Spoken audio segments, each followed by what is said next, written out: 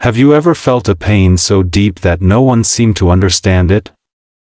A grief that words could never truly express. Today, we dive into a book that honors that pain and gives it the space it deserves. Stay with us till the end.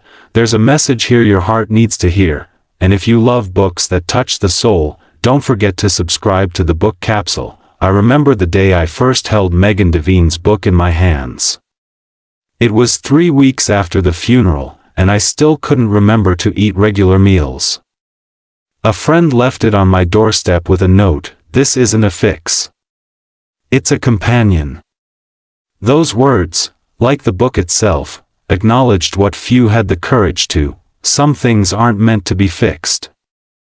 It's okay that you're not okay. Meeting grief and loss in a culture that doesn't understand found me when the world was insisting I'd stay strong and find closure.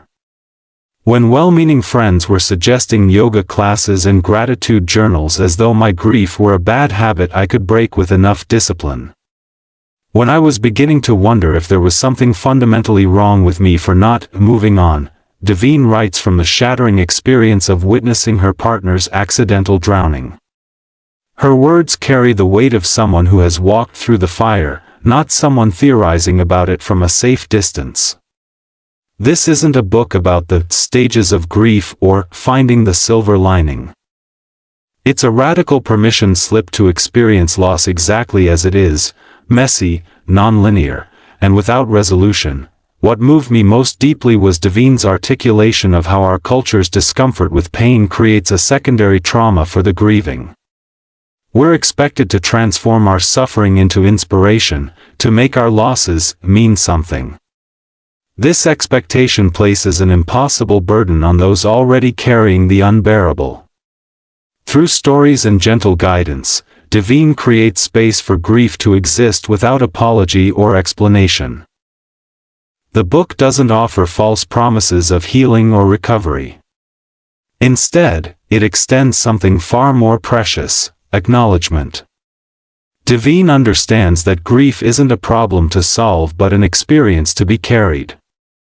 She recognizes that we don't get over profound loss, we learn to integrate it into the new reality of our lives. There's a particular passage that still brings tears whenever I read it. Devine writes about how grief changes us, not simply as an event we survive but as something that alters the fundamental landscape of our lives.